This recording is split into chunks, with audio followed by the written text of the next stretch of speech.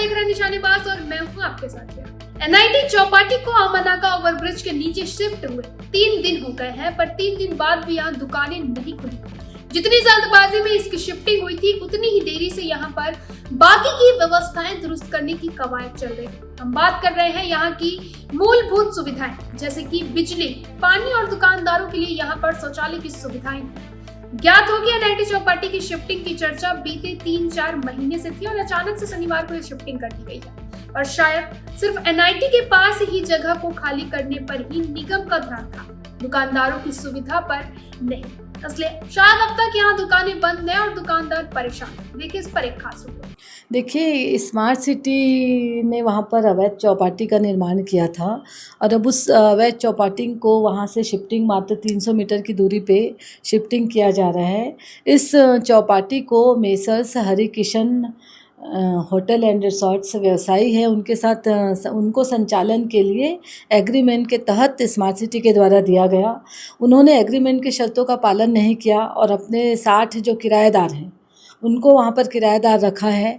अब चूंकि उस स्थल पर 1000 सीटर नालंदा लाइब्रेरी की स्वीकृति आ गई है और निर्माण कार्य करना है, तो पूर्व में जुलाई में ही उनको बता दिया गया था कि वो जिनका स्मार्ट सिटी से एग्रीमेंट हुआ था, जिस पार्टी का, कि आपको ये चौपाटी है, आपको शिफ्टिंग करनी है, नए बता रहे हैं उस स्थल पर। मगर उन्होंने अपने किराएदारों को भी गुमराह किया, उनको भी सूचना नहीं दी। इसके बाद जब हमको नालंदा परिसर, नालंदा लाइब्रेरी बनाने का अप्रूवल मिल गया, तो फिर हमने उसको स्मार्ट सिटी ने विधिवत प्रशासन के साथ मिलकर उसको लगभग 300 मीटर की दूरी पर नए स्थान पर उसको शिफ्ट किया जा रहा है। नए स्थान पर चूँकि वो किराएदार हैं जो हमारी पार्टी है, स्मार्ट सिटी की पार्टी है, जिन्होंने एग्रीमेंट पे लिया है, मेसर्स हरि किशन, उनके वो किराएदार हैं। मगर चूँकि वो हमारे रायपुर शहर की जनता है, इसलिए उनकी हम चिंता करेंगे और जो बेसिक नीड्स हैं, जो उनकी डिमांड है, आज व्यवसायी मेरे पास आए भी थे, बहुत अच्छे माहौल पे उनसे बात भी हुई है। तो उनको जो बिजली की व्यवस्था वहाँ पर ऑलमोस्ट हो गई है, पानी का वो अलग अलग पाइप से कनेक्शन देना है कि वेज और नॉन वेज का वो व्यवसायी ही बता पाएंगे, तो वो अभी थोड़ा पेंडिंग है, मगर वो भी जल्द ही उनकी सहमति से हो जाएगा। और वो कुछ सुविधा वहाँ पे साफ़ सफाई की भी सुविधा चाहते हैं। कुछ सुविधाएं उनको अपने मकान मालिक से लेनी पड़ेगी, जो उन्होंने एग्रीमेंट स्मार्ट सिटी के साथ एग्रीमेंट में लिखा है कि वो वहाँ पे कैमरा लगाएंगे, वहाँ पे वो फायर ब्रिगेड का सामान रखेंगे और गार्ड, सिक्योरिटी गार्ड, ये सब की व्यवस्था है। जो होटल व्यवसायी जिन्होंने इसको स्मार्ट सिटी से लिया है, उनको अपने किराएदारों का देना है। हमने किराएदारों से भी कहा कि आप अपने मकान मालिक से भी बात करिए और उनको जो सुविधा आपको बताई गई है, जिस आधार पे आप उस शॉप को किराए पे लिए हो, आप उनसे बात भी करिए और जो बेसिक सुविधा स्मार्ट सिटी के माध्यम से और मिलनी है उन व्यवसायियों को वो ज़रूर मिलेगी। 1 हफ्ते के अंदर हम कोशिश कर रहे हैं कि सारी जो बेसिक नीड्स हैं वो मिल जाए उनको, ताकि वो अपने दुकानों को चला सकें। देखिए, ये रेलवे के डीएम से माननीय हमारे आयुक्त महोदय जी की बात हो गई थी। फिर पता नहीं कैसे किसके कहने पर लगभग 10 बजे सुबह करीब वहाँ पे रेलवे के भी कुछ लोग आए थे, मगर उनसे आज के डेट में बात हो गई है और अगर रेलवे को ऐसा लग रहा है तो आज उसमें कब्जा है वो नगर निगम का है, वो अपने आगे कार्रवाई के लिए वो भी स्वतंत्र है। देखिए, कोई भी जगह पर एक अच्छा प्रोजेक्ट हम ला रहे हैं, तो मुझे पूरा विश्वास है कि आने वाले समय में वो जगह भी बहुत अच्छा हो जाएगा और सुरक्षित भी हो जाएगा।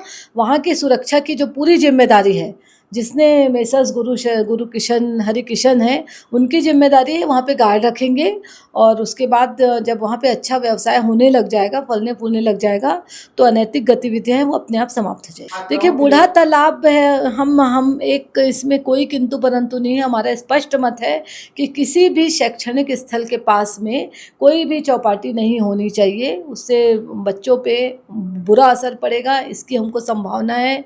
रही बात बूढ़ा तालाब चौपाटी की, तो उसका एग्रीमेंट भी है, वो पूर्ववर्ती सरकार में हुआ है, उसमें भी हम लगातार संपर्क में और कार्यवाही करने का प्रयास कर रहे हैं।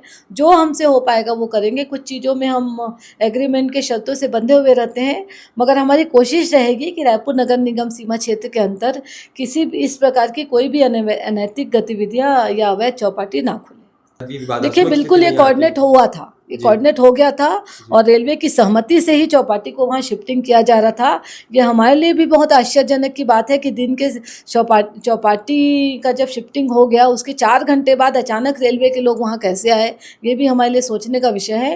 रेलवे से बाकायदा बात हुई थी, उसके बाद चौपाटी को शिफ्ट किया जा रहा था और धीरे धीरे शिफ्ट हुआ था। और अगर इसमें कुछ अड़चन है रेलवे को तो वो नगर निगम से बात करने के लिए स्वतंत्र है, पटवारी से सीमांकन करवा ले, अपनी ज़मीन का जो भी है इसका भी निराकरण कर लिया जाए। स्मार्ट सिटी प्रोजेक्ट के तहत नगर निगम के अप्रूवल के बाद बनी 10 करोड़ की चौपाटी को तो एक व्यक्ति के जीत की पूर्ति के लिए तोड़ दिया गया। ये सरकार का नुकसान है और निगम की कार्यशैली पर भी सवाल उठता है। लेकिन जिस प्रकार से ट्रिपल इंजन सरकार का रवैया है ये गरीब विरोधी है। ये हमेशा गरीबों के मकान और दुकान को तोड़ने के लिए बुलडोज़र लेकर जाते हैं और चौपाटी टूटने के बाद 650 से अधिक लोग हैं, उनके सामने भुखमर्री की नौबत आ गई है और ये सिर्फ एक व्यक्ति की जीत पूर्ति करने के चाहत में ये सब घटनाक्रम हुआ है। और जहाँ पर ये व्यवस्थापन की बात कर रहे हैं वो भी तो रेलवे की ज़मीन है, रेलवे अपनी ज़मीन पर आपत्ति कर रहे हैं। तो भाजपा की ट्रिपल इंजन सरकार बेरोजगार लोगों को गुमराह करना बंद करे। ये जो चौपाटी तोड़े हैं इसके लिए ट्रिपल इंजन की सरकार दोषी है और पूरी तरीक़ा से एक व्यक्ति की जीत पूर्ति के लिए काम किया गया है।